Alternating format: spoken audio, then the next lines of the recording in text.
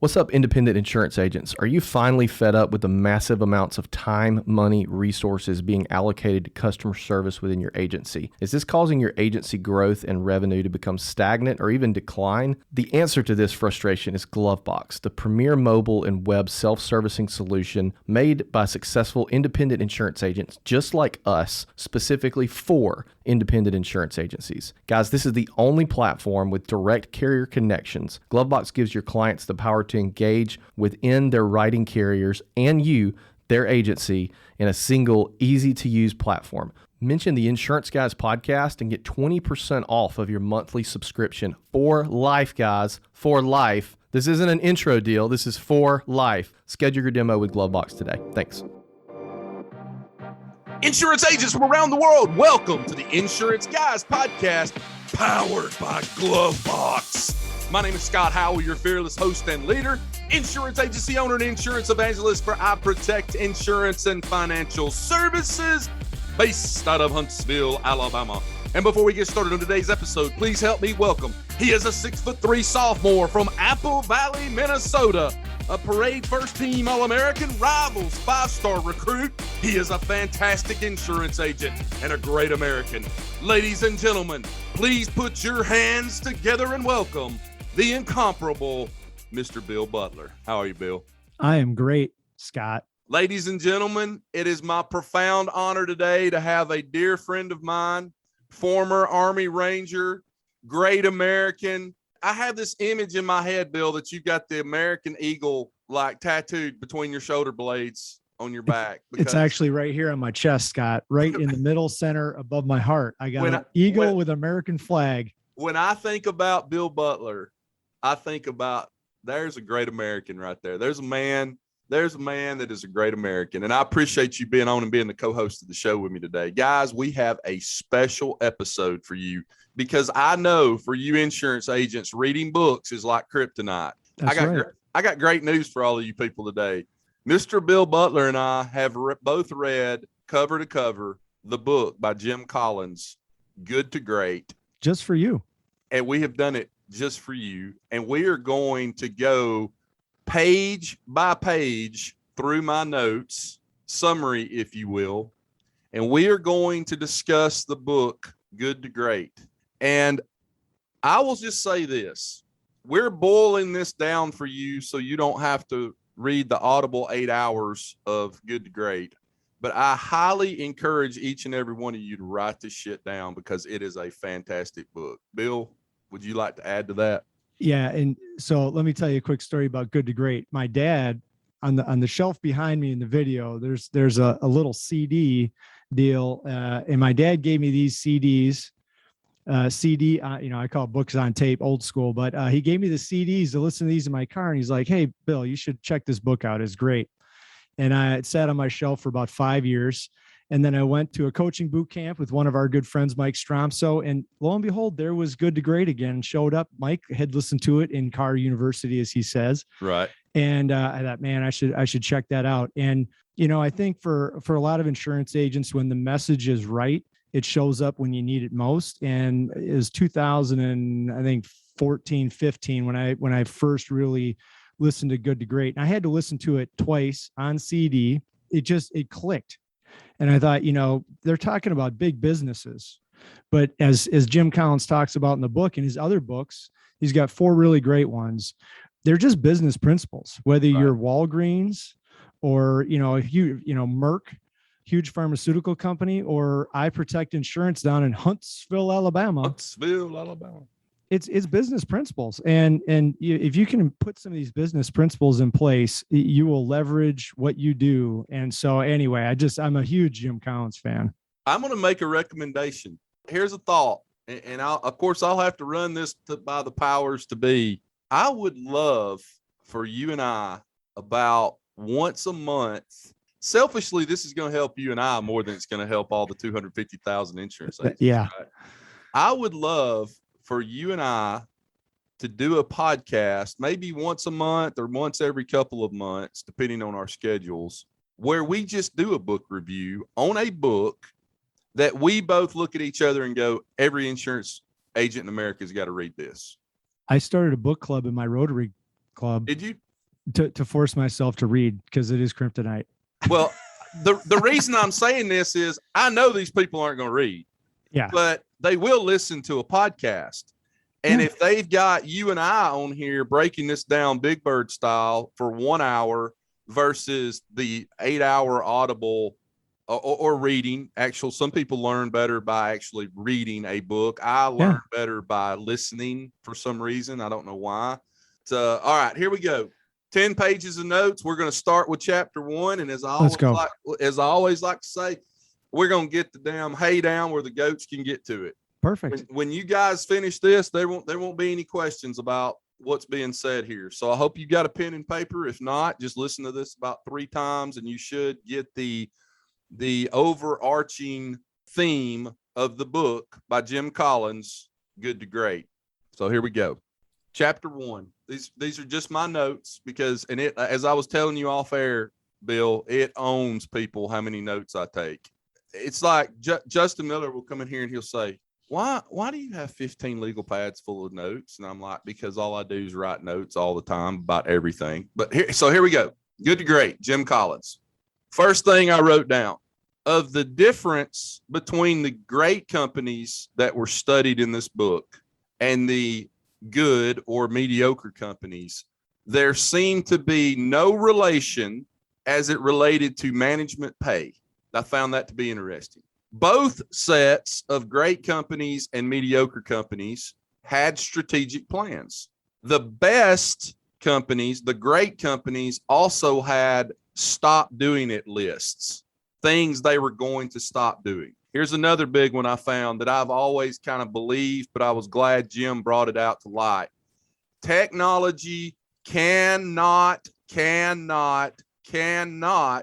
be a fundamental spark to go from good to great. We'll talk about that way later on down the road here. Here's another one I found to be very interesting. Love this so much, say it all the time. If you're a mediocre company and you go out and you buy another mediocre company, 2 mediocre companies cannot make a great company. I love that. That was great. Next one, total transformation. Most people in the organization for the companies that were listed that went from good to great did not know and were not aware at the time, only later, that they were taking this company from good to great. That includes management. That includes employees. Everybody that was talked to said, hell, I don't know. We were, just doing it. Yeah, we're just doing it. They were just doing it. That's exactly right. Later on, they could look back and they went, damn, we did it. But and the interesting thing with that, Scott, is when they interviewed him, they say, yeah, we're still not a great company. We have ways to grow beyond where we're at. It was not a revolutionary process. No, none of these companies took a shortcut, and we'll talk about that later. They didn't take any shortcut. There was no aha moment. There was no revolutionary thing or technology they came up with that they were like, that's it, we're going to be great. Revolutionary results equal evolutionary process. Yeah, that's right. Talk about that. That's the hard thing, I think, just overall good to great, right? It's really easy to be a good insurance agent because unfortunately in our industry, the bar is very low. Like if you return a phone call and process a policy change, or send a certificate of insurance out, you're good. The same day or the day after, you get a 5-star Google review. And that's just the minimum of service, right? And so, but if you want to have a great organization versus a good organization, it's that evolutionary process that you just spoke about. And it's putting things into place every day, working on building your business better, making a great organization versus, having those blinders on and just doing the day-to-day stuff. The grind. And then eventually you hit this, Jim talks about a lot in the book. There's an inflection point where you go from this evolution process to all of a sudden breakthrough. Right. And that evolutionary process can be 1 year, 2 years, 3 years, 10 years. That's and right. You look at a company that winds up on the cover of Fortune. Well, they didn't do one thing one day and they were on Fortune. It was a 20-year process. Right. So It's that build up breakthrough. Right. So next one, and this is probably the linchpin of the entire book. Great companies all had a 3-stage process, and we're going to get into this later. Stage 1, they had disciplined people. That's right. Disciplined people. Now, we're going to get into that a lot more in a few minutes. Stage 2, those people had disciplined thoughts. And stage 3, they had disciplined actions. Now, we're going to talk about that later, but I just wanted to bring up that is the linchpin of the entire book. I think he says it about 733 times in the course of the. Yeah, he does. Over and over and over. Right. So next one, I gotta correct Mike Stromso. Mike Stromso talks about the 3 stools of insurance agencies: people, process, promotion. Those are the 3 legs of the stool. Well, here's a new one for you, Mike. Here's a new one for you. It's not people, it's the right people. So here's what I wrote down.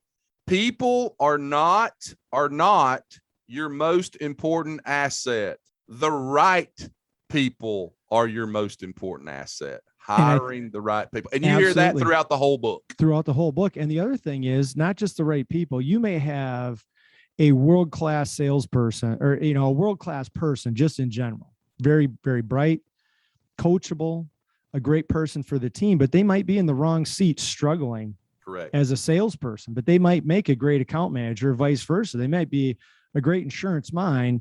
So getting not just great people, but not just right people, but the right people in the right seats. Here's the last thing I wrote down on page number 1 of my notes. And this talks about a culture of discipline among the great companies. When you have disciplined people, the right people, disciplined people, you don't need bureaucracy. That's right. Or hierarchy. That's right. Hierarchy. If you have disciplined thought, you don't need bureaucracy, right? That's right. If you have disciplined action, you don't need excessive controls. Talk about that. So, Jim talks about that in the book. And, it's some of what I've built at my agency is you manage the process, not the people. So if you're having trouble with a really great team member, it's probably not them that's wrong. It's the process that you have in place for them. Correct. And so then you're just managing the process. You say, hey, let's talk about what this is. And they know what's wrong and they can help you fix it. But you got to listen to I don't have I'm definitely not the smartest guy in the room. I just look and see what else is going right for somebody and say, I should try that over my agency. Next page. And I'm not going to even talk about that because that's towards the end. It's the technology stuff again. He brings that up about 3 or 4 times within the book. He does. Now, just for everyone's knowledge, this book was written in 2000. Correct. When he originally wrote this book was 2000. So was the, .com bubble. So here we start talking about level 5 leaders. And that's what each and every insurance agency owner should strive to be, a level 5 leader. You can accomplish anything if you don't mind who gets the credit. My God, has there ever been anything more true than that? Level 5 leaders do not talk about themselves. In most cases of the case studies that they did, they were quiet, they were humble, they were modest, and they were understated. That's kind of right. that Sam Walton. I remember when Sam Walton pulled up in Hamilton, Alabama for the grand opening of the Walmarts, because we call it Walmarts in Alabama. We put an S on the end of it, Walmarts.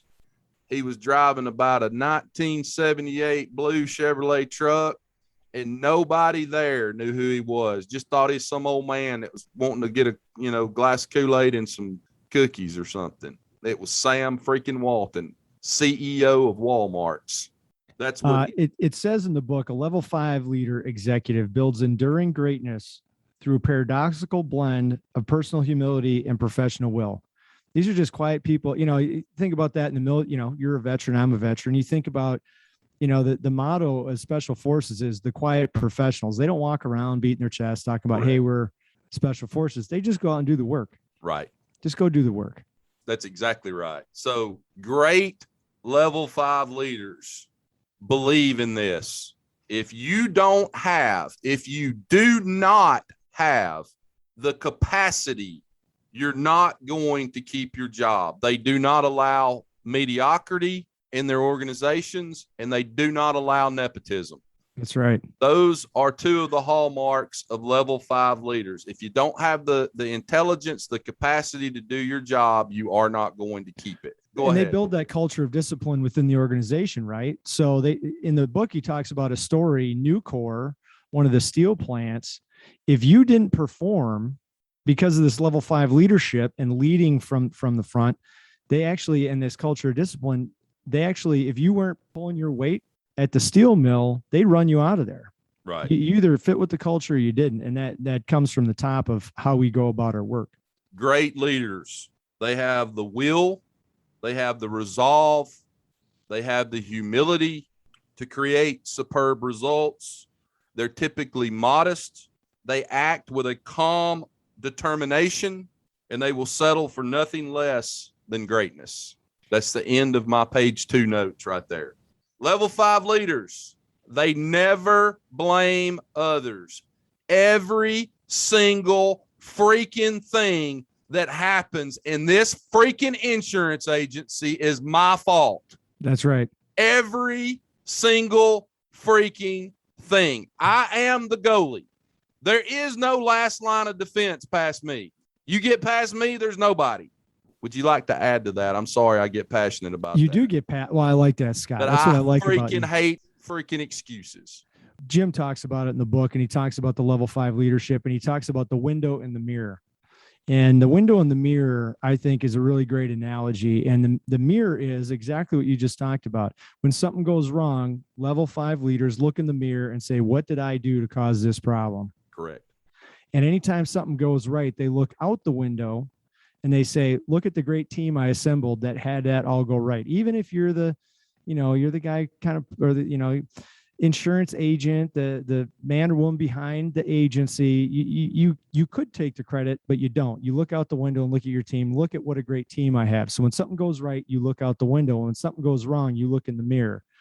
And if you find yourself as an insurance agent out there going, look at how great we are, and you look in the mirror and say, it's all my, this is my doing, you better look in the mirror again and say, right, I need to look out the window and look at what a great team I've assembled. And that's just an analogy of being able to, put yourself in a leadership position of it's team first, not me. Here's a clue for you guys.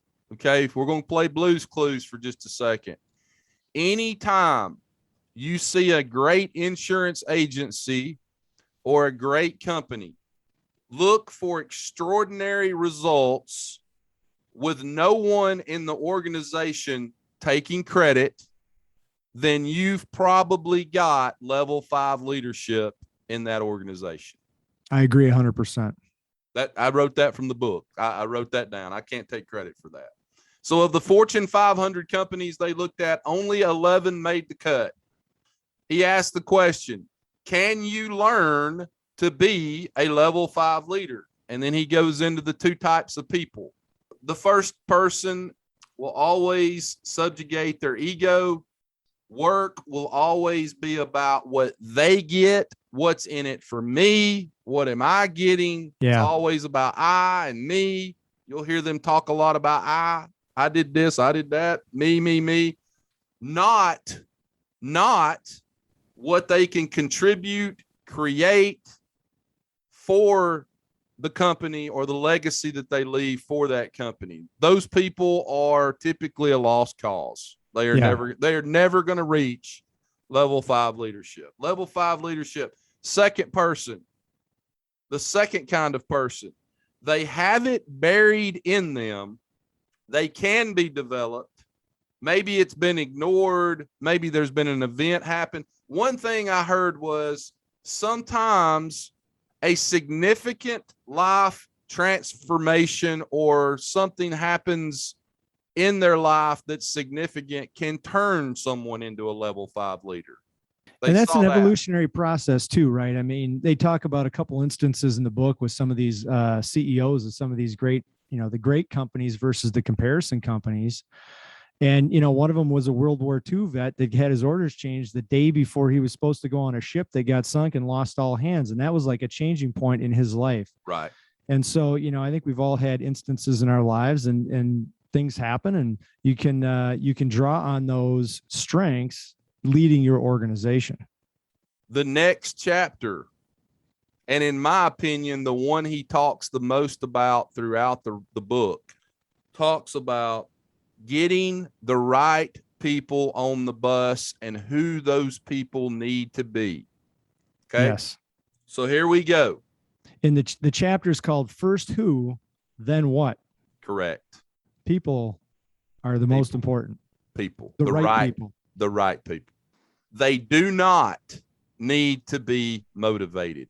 What they found in the great companies that they studied that went from good to great, where they had great people that did not need to be motivated. If you're having to play high school football coach every week and have the rah-rah and the band and all that to get people motivated, you've probably got the wrong people on the bus. The right people are self-motivated and self-disciplined. And if you've got the wrong people on the bus, it won't matter which direction your bus is going. You're still not going to go from good to great. Yeah, you could have the best idea since white bread, but if you get the wrong people all rowing the wrong direction, you're in big trouble. Great companies, first they get the right people in the right seats on the bus. That was key number one. Key number two, these are great companies that they studied. Degree of sheer rigor needed to get the right people in the right seats. So it was not only about getting the right people on the bus, but then making sure that you had those people sitting in the right seats on the bus before you cranked it up and you got started. And then the third thing I wrote down here was these great companies built deep, strong executive teams. Yes. And you might mention this later in your notes, but it's not in the executive teams. It's not how they paid them either. That's the first thing I said. Remember? Yeah, it's who you pay, not how you pay them. When they studied the great companies versus the mediocre companies out there was no relation with management pay between the two good companies versus great companies. In most cases, these were competing companies. These were companies that were competing with each other. Yeah, you got Wells Fargo versus Bank of America. Here's one that I see all the time in the insurance industry. And guys, you need to look yourself in the mirror and think about whether you're this person. Geniuses don't need great management teams. But what happens when they leave or die? And the thing that they called it in the book was the genius with 1,000 helpers. Yep. And as soon as that person leaves, what happens to the organization? Poof. It's gone, or it's just never the same. Yeah. And I'll say this, it is very hard. I've always said this to people. It is very difficult, if not impossible, to duplicate genius. Does anybody believe that when Nick Saban one day, puts the football coach hat down and leaves the University of Alabama, that they are going to be as good as they are today? And the answer is probably not. It's very difficult. But I see a lot of insurance agents, Bill, that are fantastic agents, but it feels like, from me, outside looking in, that you've got this fantastic leader, this genius, this real creative guy. But I wonder sometimes, because of their ego, do they fall into that camp of a genius with 1,000 followers? When I was so this is about the 5th or 6th time I've been through this book, and every time I go through it, you hear something new, and it's like, am I that genius with 1,000 helpers? Is it all me running all this, or is it the team? And am I a level 5 leader? I don't know. I'm working on it. The thing with that is, it's a little bit hard because, this industry, you got to have experience, right? I think you and I were talking about claims experience, and, right. There's no substitute for the depth of knowledge of dealing with a bad claims problem with commercial. You're dealing with some flood stuff down there right now. We had a tornado come through up in my area and knock some trees down. And so, is it the experience? Is it leader with 1,000 helpers? But again, I think the bottom line is, for us as insurance agents out there looking to hire great talent, is don't settle for a warm body to put in that chair, because it can ruin the culture. get the right people. That's, Mike talks about it, the people thing. That's, you got to get good people. And that's been a huge thing for our agency, is getting some good people on board. And a lot of agency owners, next question is going to be, well, how do we hire great people? How do we get great people? How do you do that? And then once you get them, the next stage in that process is keeping them, right? Yeah, that's right. And I wrote down here, the great companies, as far as compensation structures should be used to get the right people on the bus. That's what I wrote down. Mm-hmm. Again, he comes back again. Great companies. People are not your most important asset. The right people are your most important asset. He said that great leaders, level 5 leaders, were rigorous, but not ruthless. You can't rule with an iron fist, but you can say, this is the standard. This is the I Protect insurance way. Right. This is the Butler insurance way. And if you don't want to do it this way, we're not the right spot for you, because we've identified these are our keys to success. These are our KPIs. Whatever you're doing, whether it's, preferred personal lines, you're doing monoline auto, you're selling apartment buildings. Like, if you've identified that stuff and this is how we do business, then that's rigorous. Yes. It's hard to stay focused on that because you got stuff coming at you all the time. But you don't have to be ruthless. Next page, Packard's Law. Packard's Law says this, guys. As in Hewlett Packard. Correct. No company can grow revenues consistently faster than its ability to get the right people in place to implement that growth. I love that so much. That is a great line. And it's getting the right people doing the right things within the organization that actually are that force multiplier that allow you to grow faster than you ever thought. And he talks about it later in the book, when you have all these things working together, the flywheel, your headshot concept, which I know Scott's going to talk about, it's not a how fast can we grow? It's you're drinking too much water too fast problem. That's exactly right. The next line I wrote down, the ultimate throttle on growth is the ability to hire and keep the right people. When in doubt, do not hire. Yeah. Do not compromise. Find the right people. Hey, I'm going to tell you what Mike Stromso did the very first day of my joining the UPP Platinum Coaching School with Mike Stromso. Plug for him right there. He's got me on a Zoom call. He's got Justin Miller on a Zoom call. And he has a piece of paper and a pen in his hand. He said, hey, I need you to do me a favor. Okay. He said, need the name of each one of the individuals working in your organization. Every one of them. Give me their names. So we start giving names. Athena Stevens, Jessica Miller, Justin Miller, Bruce Payne, Harley Self. We just go on and on and on. Yeah. 11 people.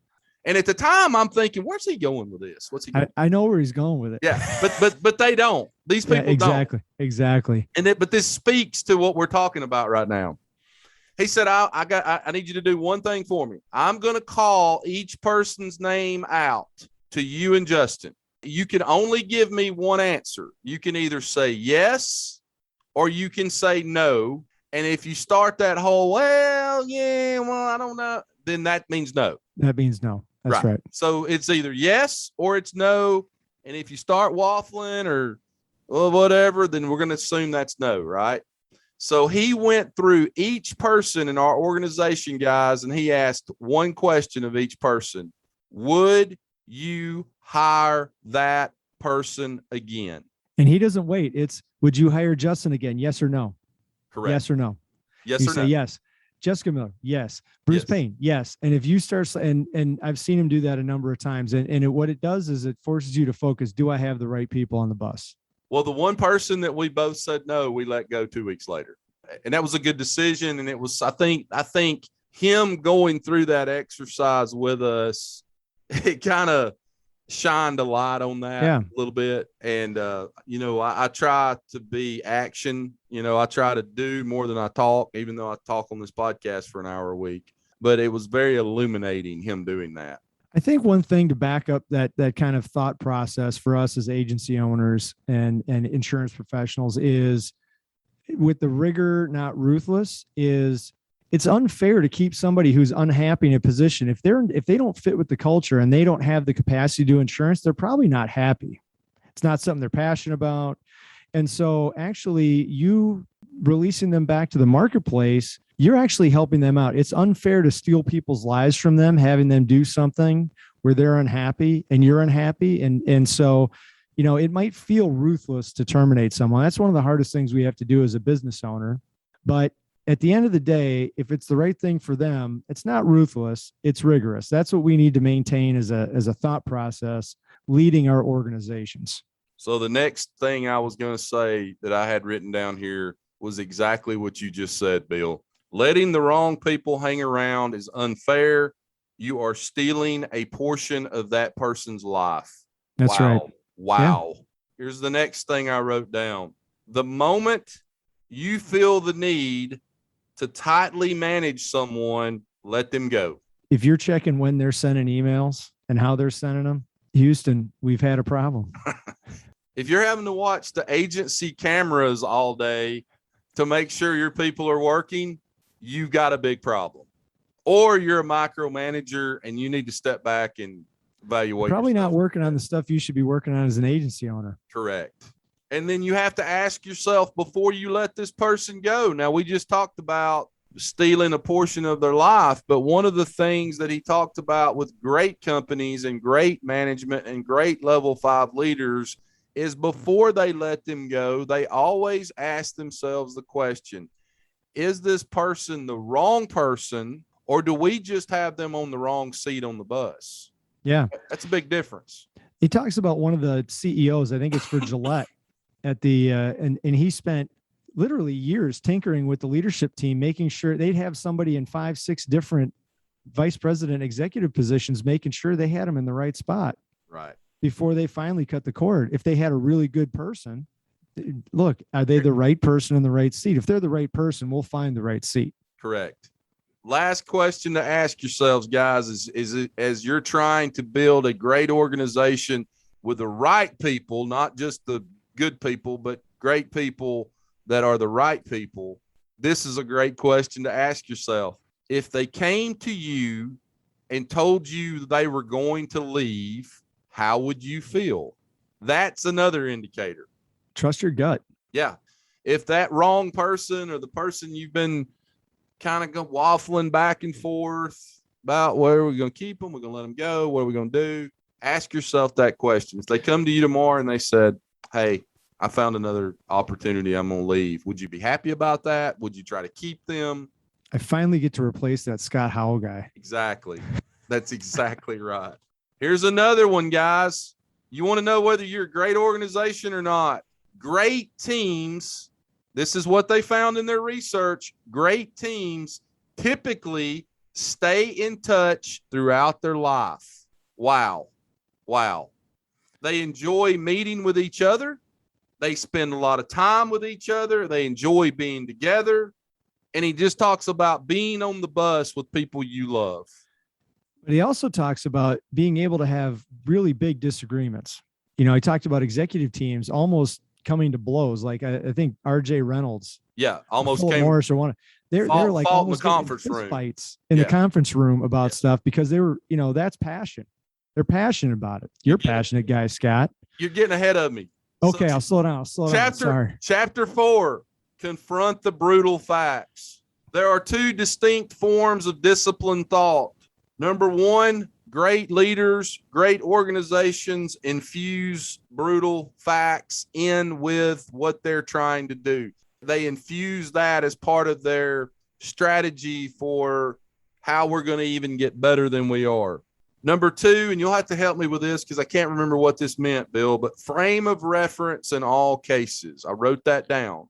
I think, the thing with the confronting the brutal facts, and I'm sure you're going to talk about the Stockdale Paradox, which is one of my favorite stories of the book. And it's just keeping a frame of reference of, where we're at, what we can accomplish, what we can't accomplish. And I've got 4 people working for me. I the scale of what we can do and how we do it, I have to confront the brutal facts. So so you've got to keep those things in mind from a frame of reference of who we are and what we can do in confronting those brutal facts. Correct. reality.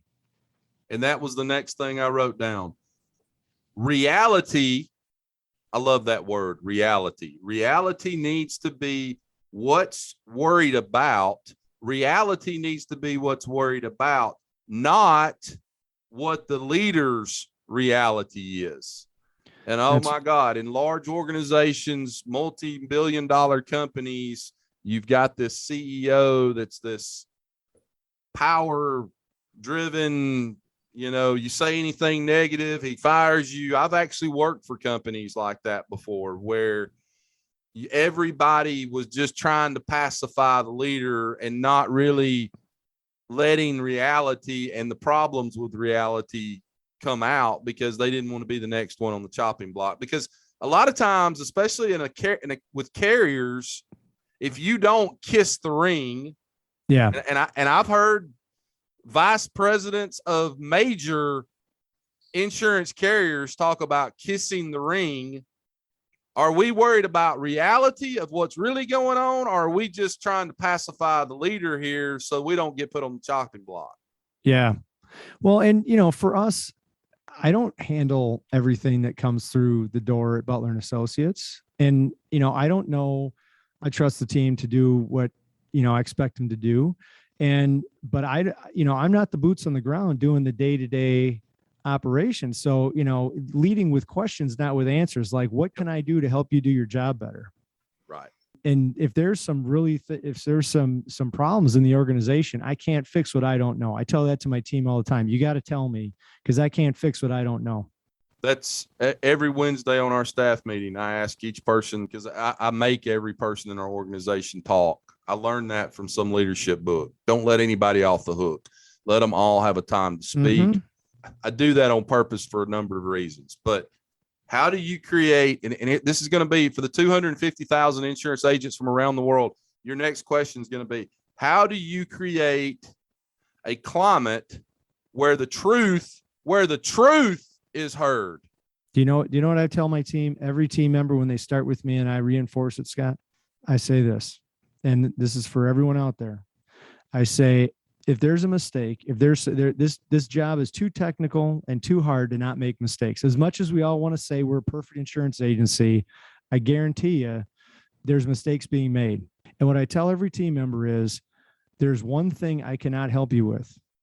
If you lie to me, I can't help you. Right. Anything else I can help you with. We have errors and omissions insurance. I'm happy to pay that deductible if we get to that point, because that's why I buy insurance. But if you don't tell me the truth, I can't help you. And you just put that line in the sand, but you have to, but then as a leader, you've got to be okay with them coming to you with that sticky, ugly problem and help them fix it and back them up.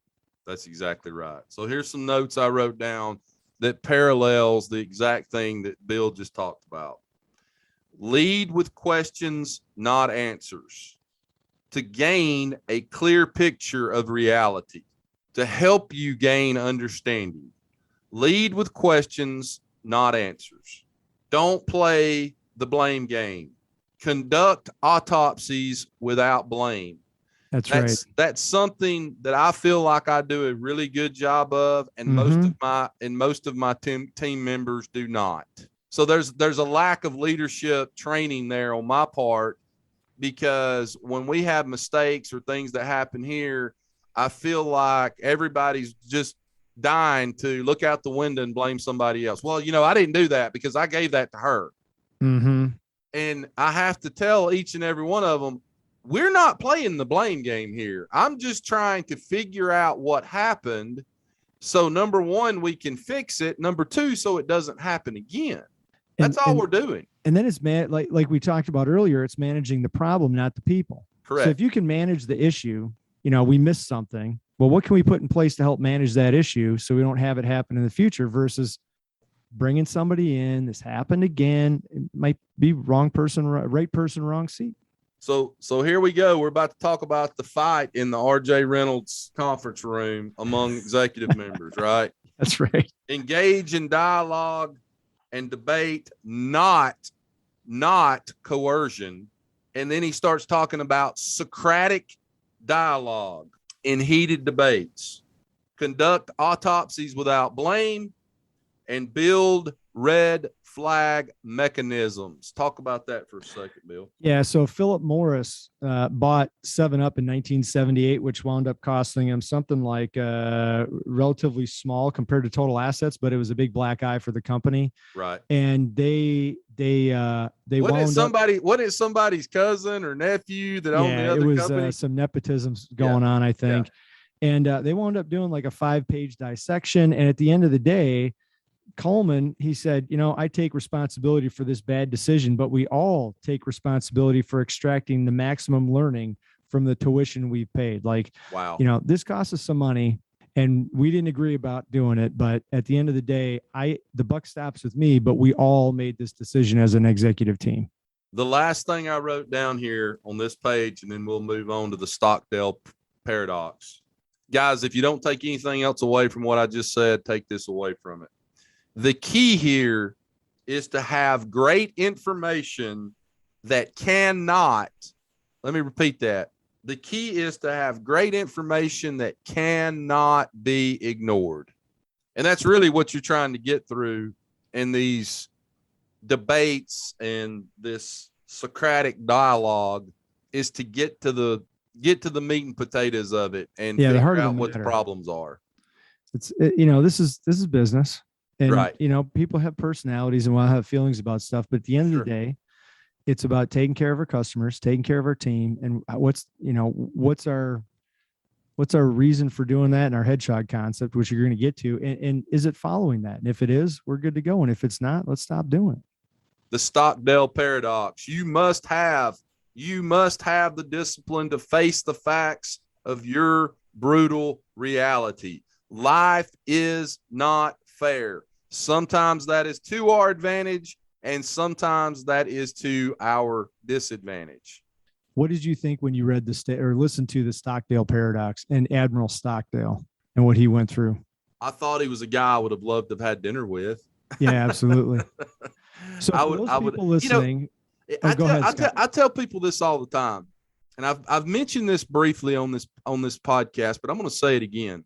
There was a book that was written a long, long time ago, and it happens to be the best-selling book of all time. It's called the Bible. And that Bible is chock full of examples that I think we sometimes as human beings and living in the world that we live in today in the 21st century forget. Life is a struggle. Yeah. Front to back. You come out screaming, and it never really, it's just a struggle. Now, for some of us more than others. You know what my grandpa would say about getting old? You talk about coming in screaming. You know what my grandpa said about getting old? What's that? Getting old ain't for sissies. That's it. But it's better than the alternative. True. But I think about that a lot, that I think sometimes we forget life is a struggle, just like running an insurance agency is a struggle.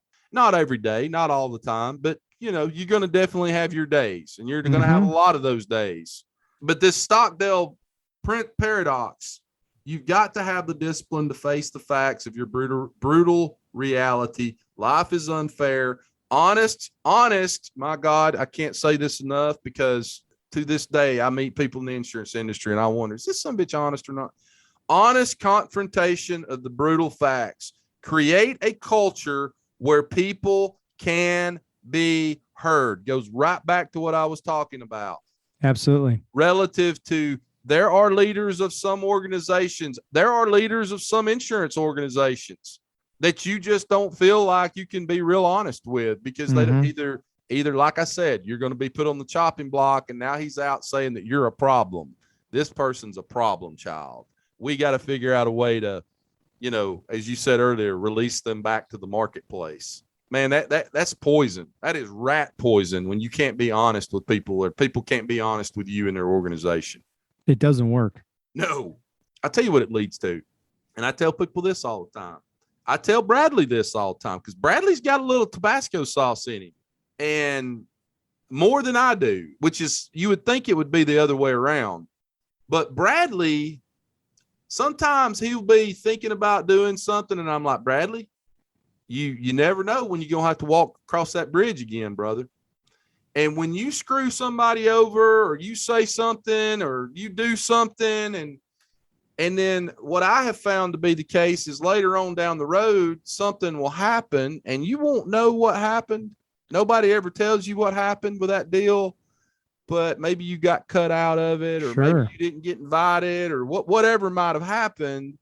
And it's like you didn't know it, but it came back to bite you. This insurance world it's a wading pool. It's not an ocean. That's right. That's exactly right. It feels big, but it's not that big. Ignore brutal facts and you will demotivate people. Let me say that again, guys. Ignore brutal facts and you will demotivate people. Let's just say, so let's give everyone the Stockdale Paradox for 1 second. So the Stockdale Paradox refers to Admiral James Stockdale, who was the highest ranking military member ever to be a POW in the Hanoi Hilton. And he was tortured over 20 times during his 8-year imprisonment from 1965 to 1973. And he came up with the Stockdale Paradox. And the Stockdale Paradox is this, just so everyone's very clear about it. You must retain the faith that you will prevail in the end, regardless of the difficulties, and at the very same time, confront the most brutal facts of your current reality, whatever they might be. And Jim tells this story in the book. He was walking to lunch. He was fortunate to share a meal with Admiral Stockdale. And he said, who didn't make it in Vietnam? And he said, oh, the optimists didn't make it. Right. And the optimists thought, oh, well, we'll get out of here by Easter, and Easter would come and go. And then we're going to get out of here by Thanksgiving, and Thanksgiving would come and go. And then we get out of here by Christmas, and Christmas would come and go. And they died of a broken heart. Yep. And they just couldn't take it. And so you have to confront the fact that this business is hard. You're going to have a hard time hiring people. It's a hard market. I've got too many claims. I don't have the right carriers. But at the end of the day, you must have faith that you will prevail in the end while confronting the brutal facts of your reality. Right. And when you get clear with that, it helps you put some of this stuff aside and the oh poor me stuff, right, and just get the work done. Exactly. You did a much better job of explaining that than I did. Well, I've listened to it about 6 times. So right. Hedgehogs and foxes. Just a quick note, last note on that, Scott. When COVID came out, Jim Collins actually shot like a 7-minute YouTube video speaking about the Stockdale Paradox and the world shutting down with COVID last year. It's out there on YouTube. Just Google Jim Collins, Stockdale Paradox. And there's like a 6-minute YouTube video from like May or April of last year where he specifically talks about it. Hey, this is really hard. It's scary and dangerous, but you know what? We'll prevail in the end. Yeah, this is our reality right now. This is it. Yeah. So the fox pursues many ends at the same time. Fox people are typically pretty scattered, got a lot of stuff going on in a lot of different directions. It's that squirrel syndrome, shiny object. What's next? Yes. I'm going to fix it all with these 55 different plans and programs.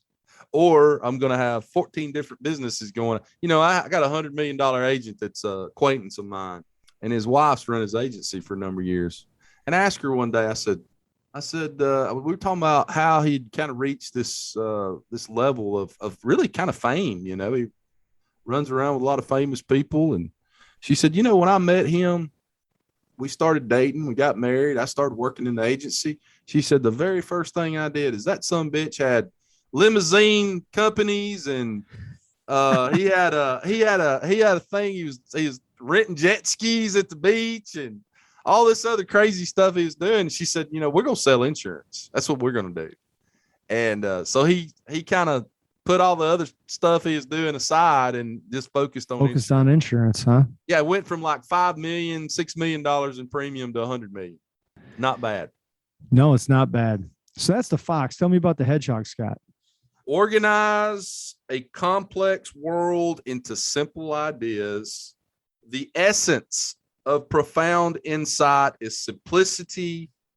And you can give them the example, if you want to, out of the book of where, you know, the fox, trying to get to the hedgehog. Give them that example. So, you know, the example is the fox is kind of like Wile E. Coyote. He's trying a million things to do to get the hedgehog. And the hedgehog, you know, the fox is laying in the woods and he's waiting for the hedgehog to come down the trail. And the hedgehog is like, oh, geez, here's this fox again. He just rolls up in his little ball. And the fox pounces out and he's looking at the hedgehog and his little tiny ball rolled up. And the fox is like, all right, I'm gonna have to devise a new plan. The fox runs away and the hedgehog goes about his business. And the next day the fox comes and he jumps out of a tree instead of hiding behind the log. And the hedgehog is like, here's this fox again. I'm just going to roll up in my little ball. And it's being simple and focused in your process instead of trying a million different things. That's it. The hedgehog concept, figuring out what clients want and becoming the best in the world at it. Simple ideas. And then he starts talking about the 3 circles, deep understanding of the 3 circles. Circle number one, guys, write this shit down. What can you be the best in the world at?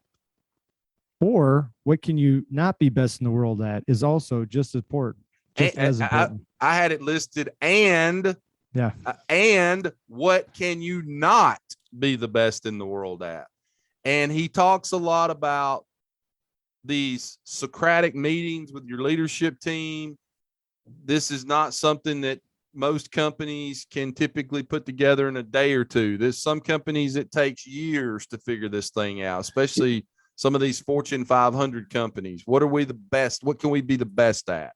Well, think about your evolution in the insurance industry, right? We're insurance agents. We got 250,000 listening in. What can you be best in the world at? I can't be the best in the world for, monoline, non-owned auto policies. I just don't have the staff for it. There's agencies out there who can be the best in the world at that. That's just not Bill Butler's agency or I Protect Insurance. So you have to, know your team, know what you're doing. First who, then what? So the first who is get great people on board. Then what? What can we be best in the world at? Correct. And what can we not be? And what can we not be?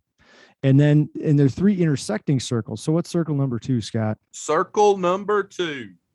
What drives your profitability? God, I love that so much. Let me say it again.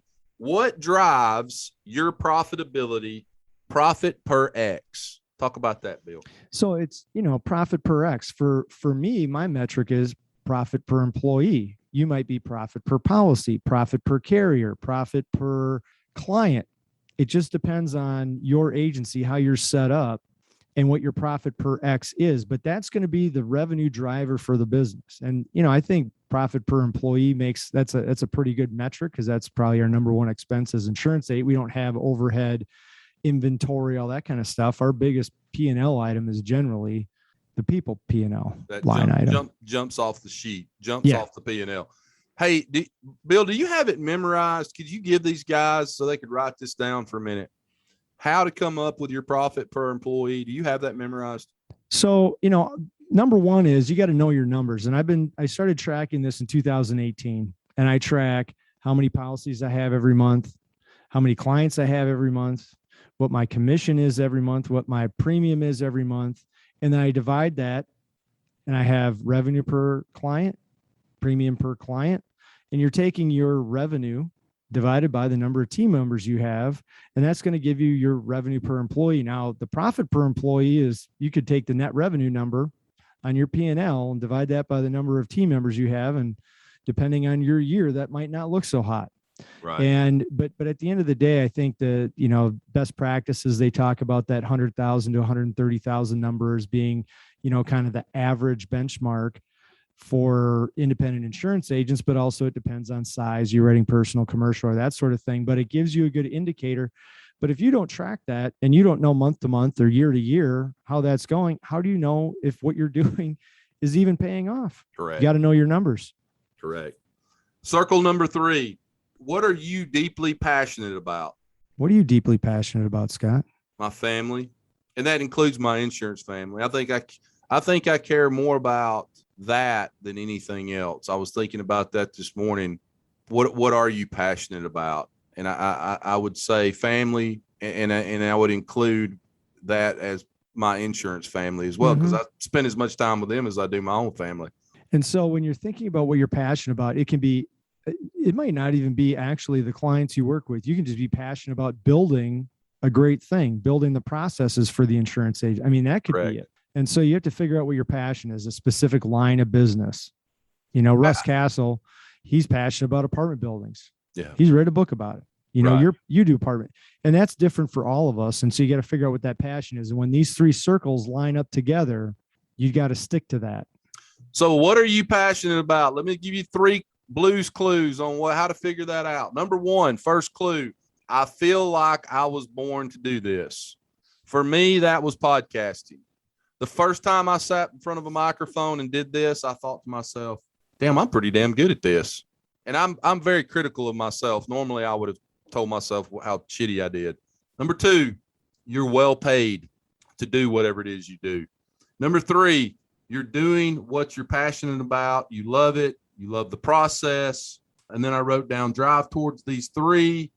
And you need all 3 of these circles that we just mentioned to be great. And that is the hedgehog concept. So I'll go blow through them again. Number 1, this is circle number 1. And I believe these circles intersect. Am I correct? That's right. So it's kind of a Venn diagram type Correct. deal. Right. What can you be best in the world at? And what can you not be best in the world at? Circle number 2, what drives your profitability? Profit per X. Number 3, what are you deeply passionate about? Or, as Bill said earlier, I think most insurance agents, some absolutely love helping others. That was the pat answer when I started. I just love helping people. That's changed for me. I love the freedom I have of building a business. I love the game, as Bradley Flowers likes to say, the game of business, the game of growing this agency, competing with other agencies in my area. I love all of that stuff. And I love podcasting. I love my family. Those are things I'm passionate about. But I just gave you a breakdown of kind of how to figure some of that out. Question: what can we do better than any other? I wrote this down just for myself. What can we do better than any other insurance agencies? What can we not do better? I wrote down, do the best swan dive in the world. Is that came from the book, right? Yeah, that was the book. They said, there was one executive and they asked him about being a professional diver. He said, look, he wouldn't try and do some, triple somersault back thing. He would do one dive and he would be best in the world at it. In-N-Out, I'm a huge fan of In-N-Out. There's a lot of marketing lessons there. Harry Schneider, who founded In-N-Out, said, keep things simple. Do one thing and do it the best you can. The hedgehog concept is an insightful, piercing understanding of what you can and cannot be the best at. If you cannot be the best at it, your core business, for example, then it cannot be at the core of the hedgehog concept. Next page. So if you get a ton of monoline auto and you're not good at it, that should not be your core business. That you probably need to do something else. You should find a different market. Most businesses lack a hedgehog concept. I would say the great majority of them do. Every great company that they studied has figured out what they can be the best at. And the only way to remain great is to continue the principles that got you there. I had somebody tell me that one time. He said, man, it was working so well, we stopped doing it. Yeah. That's the old marketing adage. That's exactly right. Size does not equal great. Great companies don't focus everything on growth. The hedgehog concept, you have to get it right. You need insight. For many of these companies, it took as long as 4 years for them to get it right, to figure it out. It's part of that deep understanding. You got to know what you're good at, what you're not good at, and understand your industry. And then the last pages I've got here, we're just going to kind of blow through them because we're up against time, but I think they are insightful. He said, guys, we're talking about great companies here. It's not about technology by itself. Technology by itself cannot make you good to great. If you rely on technology, you will remain mediocre. So what great companies do is they avoid fads, and they carefully and very thoughtfully select the technology that fits with their hedgehog concept.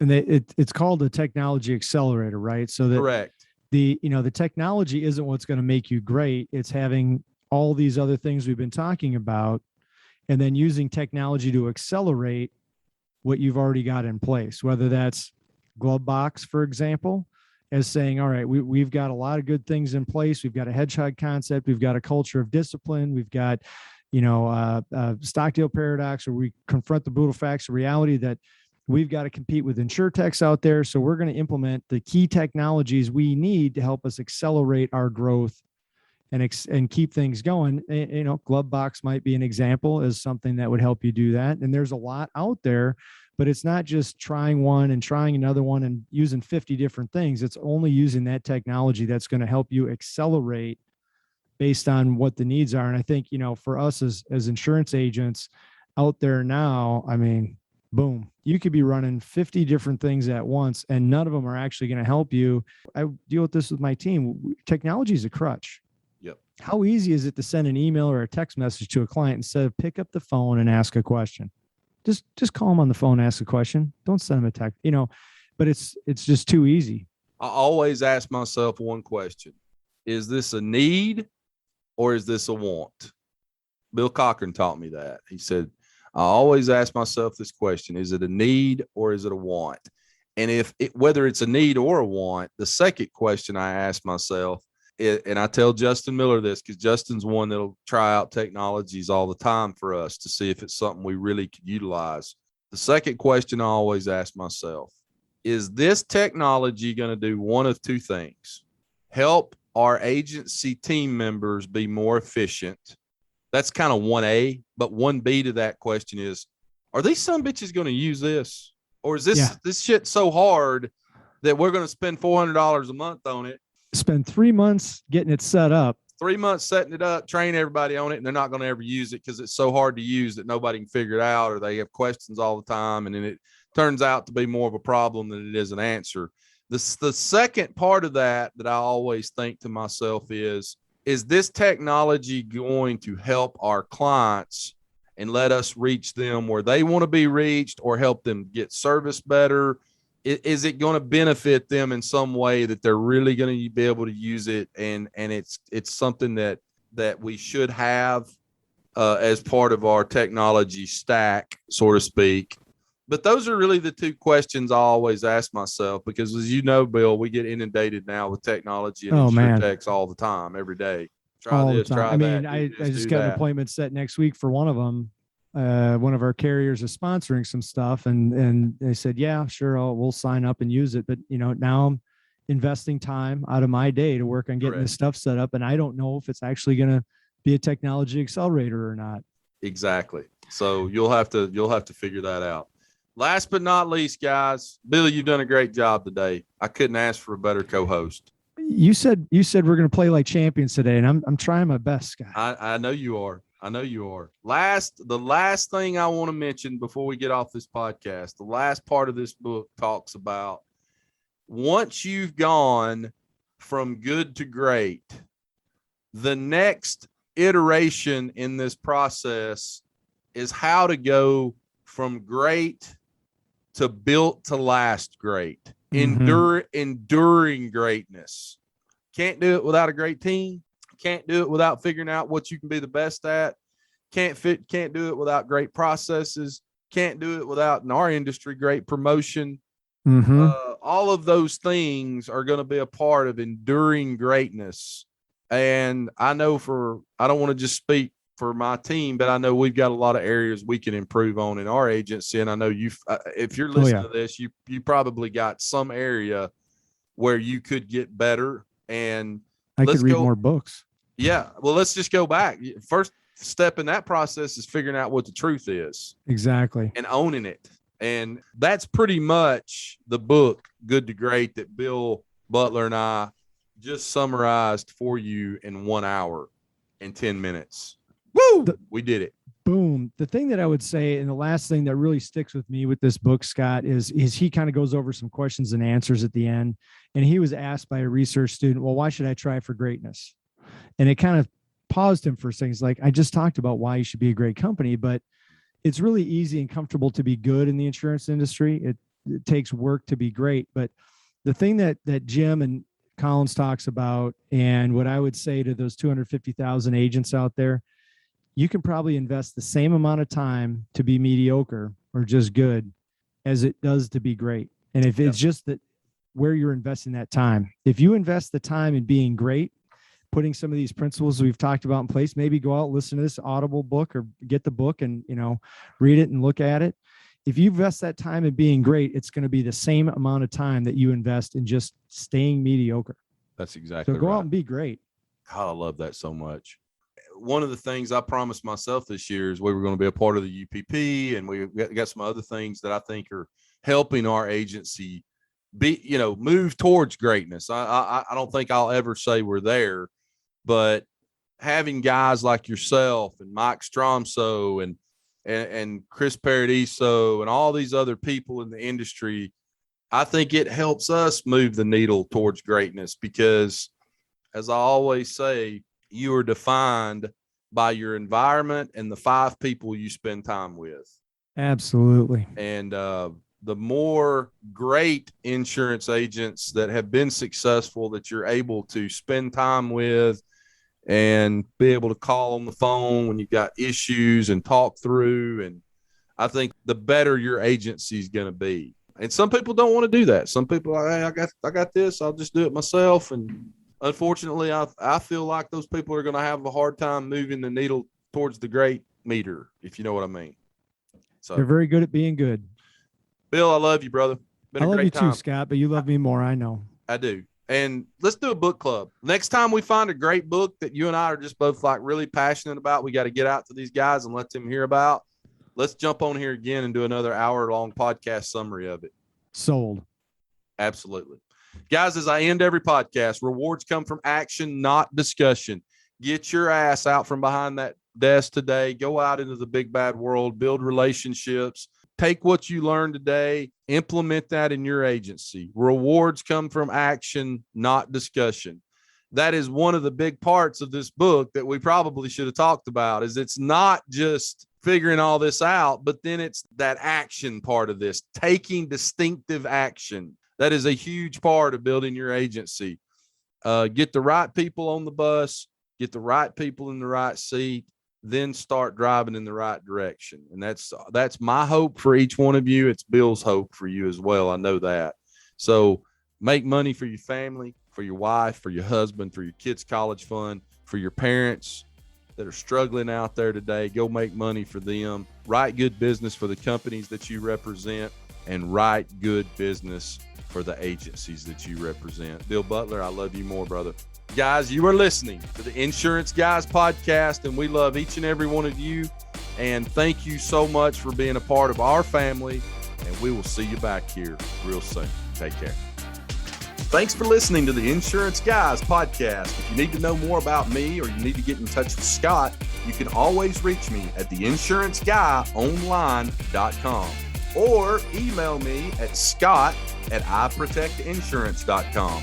And if you need to get in touch with Mr. Bradley Flowers, go to portalinsurance.com or email him at bradley@portalinsurance.com. Guys, we love you. We thank you so much for listening to our show and being a part of our family. And we look forward to seeing you again next week on the next episode of the Insurance Guys podcast. Take care.